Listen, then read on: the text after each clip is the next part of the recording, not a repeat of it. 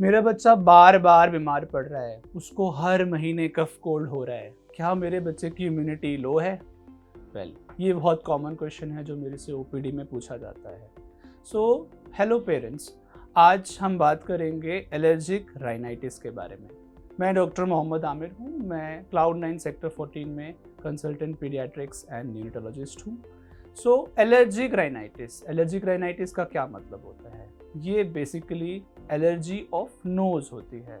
Allergy का मतलब होता है कि किसी ना किसी ट्रिगरिंग फैक्टर के बाद हमारे नोज का इन्फ्लेमेशन हो रहा है और उसके बाद हमारे बच्चों को कुछ सिम्टम्स आ रहे हैं। Coming back to that question that parents usually ask me, इतना बीमार पड़ रहा है, क्या इसकी इम्यूनिटी वीक है? नहीं, शायद हम पिक नहीं कर पा रहे हैं और शायद इस बच्चे को एलर्जी है। एलर्जिक राइनाइटिस फेयरली कॉमन है। सम रिपोर्ट्स में तो ये भी आया है कि रफली 18% बच्चों में एलर्जिक राइनाइटिस के सिम्टम्स हो सकते हैं। मतलब 100 में से 18 बच्चों को ये प्रॉब्लम हो सकती है।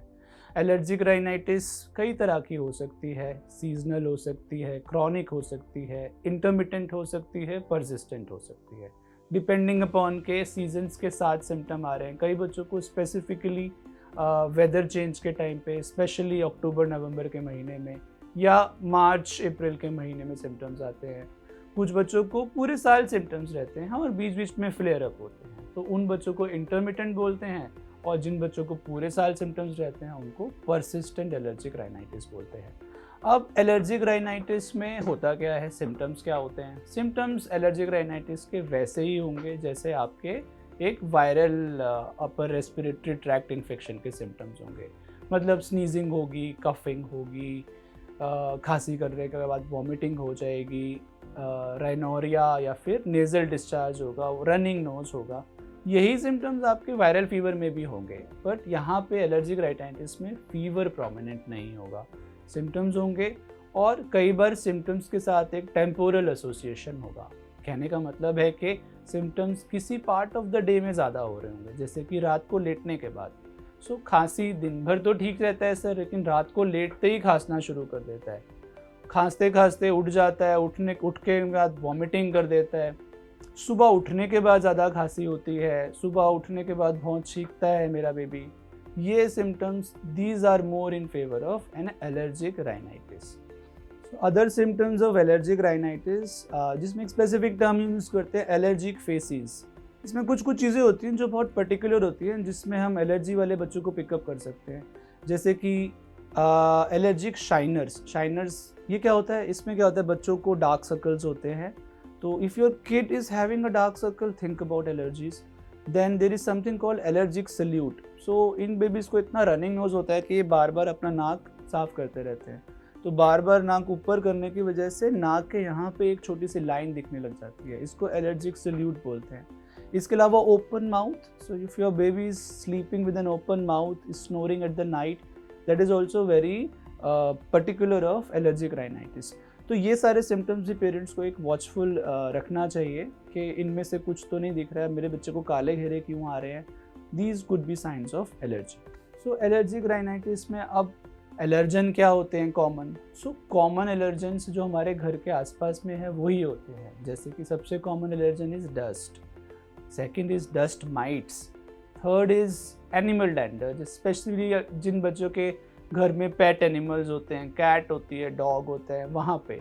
इसके अलावा पॉलेंस जो वीड से हो सकते हैं, ग्रास से हो सकते हैं, फ्लावर्स से हो सकते हैं, दे ऑल्सो ट्रिगर एलर्जी। तो ये कॉमन एलर्जेंस हैं।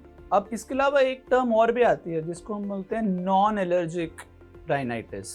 इसमें बेसिकली हम कई बारी एक पर्टिकुलर एलर्जन तो पॉइंट आउट नहीं कर पाएंगे, बट सिम्टम्स सिमिलर होंगे जैसे कि एक एलर्जिक राइनाइटिस के होते हैं। रात में सिम्टम्स होंगे, अर्ली मॉर्निंग सिम्टम्स होंगे। और यहाँ पे हमारा क्वेश्चन आता है कि नॉन एलर्जेंस कौन से हैं जो एक्चुअल में एलर्जिक राइनाइटिस जैसे सिम्टम्स को मिमिक करते हैं। यहाँ हमारा इंपॉर्टेंट चीज़ आती है smoke, tobacco smoking, passive smoking, indoor smoking. इसके अलावा environmental pollution, chemicals, strong perfumes. तो ये चीज़ों से हम एक्चुअली एलर्जी तो डिमॉन्स्ट्रेट नहीं कर पाएंगे, but these trigger similar symptoms in babies as an allergen would do.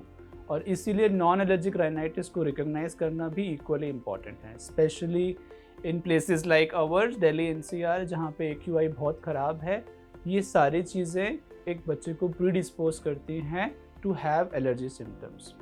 Then most commonly एक और क्वेश्चन पूछा जाता है मेरे से कि मेरे बच्चे को एस्थमा तो नहीं है। एलर्जिक राइनाइटिस और एस्थमा दो अलग अलग चीज़ें हैं, but they are both linked to each other. So asthma में प्रिडोमिनेटली आपके बच्चे को लंग्स के सिम्टम्स आएंगे, एलर्जिक राइनाइटिस में जैसे नाम बता रहे हैं नोज़ के सिम्टम्स ज़्यादा आएंगे।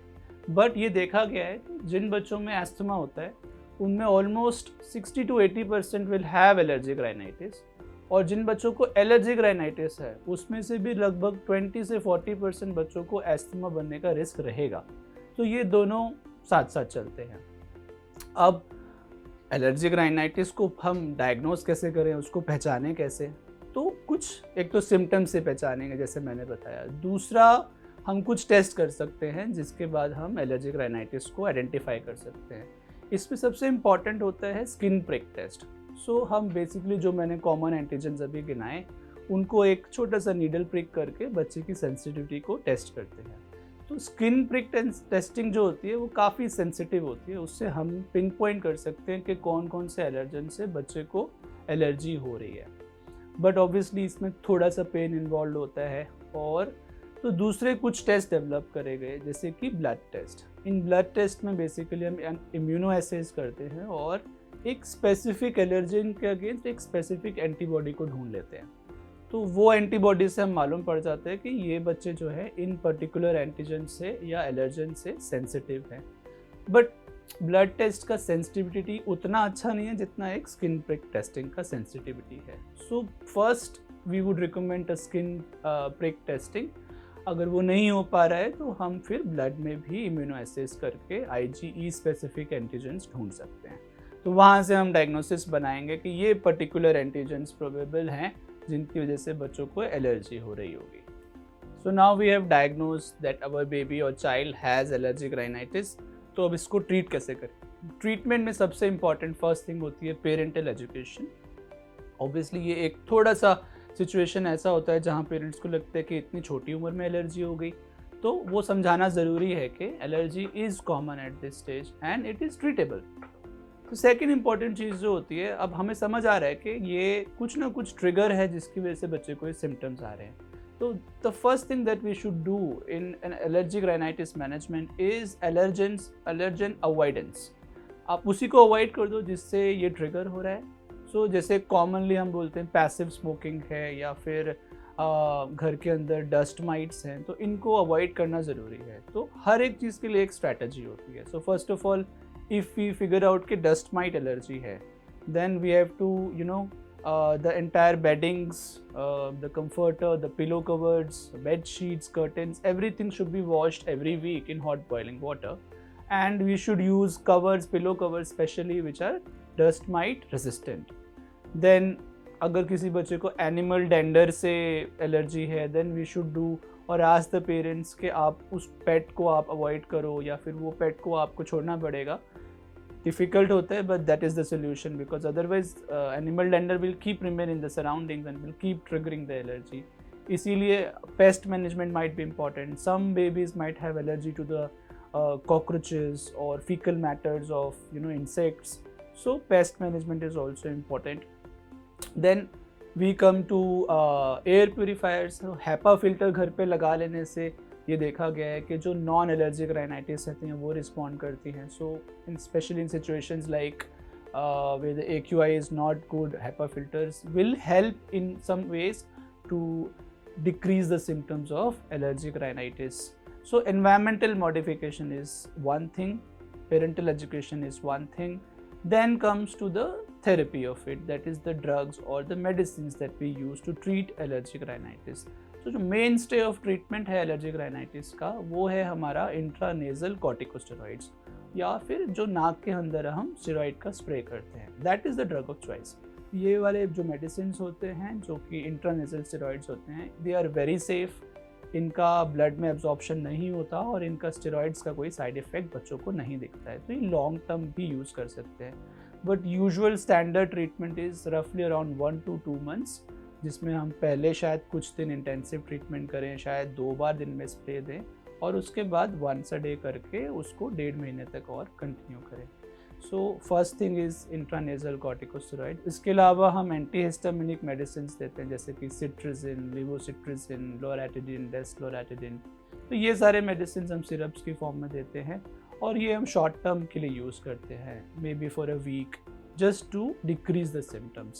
So to conclude, allergic rhinitis is fairly common. Roughly 18% of kids might have allergic rhinitis, especially those जिनको बार बार कफ कोल्ड हो रहा है.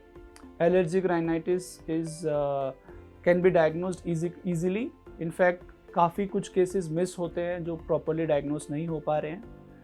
Skin prick testing is a good test to diagnose the particular allergens that the kid or the baby might be sensitive to. Treatment is fairly simple and is very effective. So हम intranasal steroids या antihistaminics use करते हैं to treat the patients and outcomes are fairly good.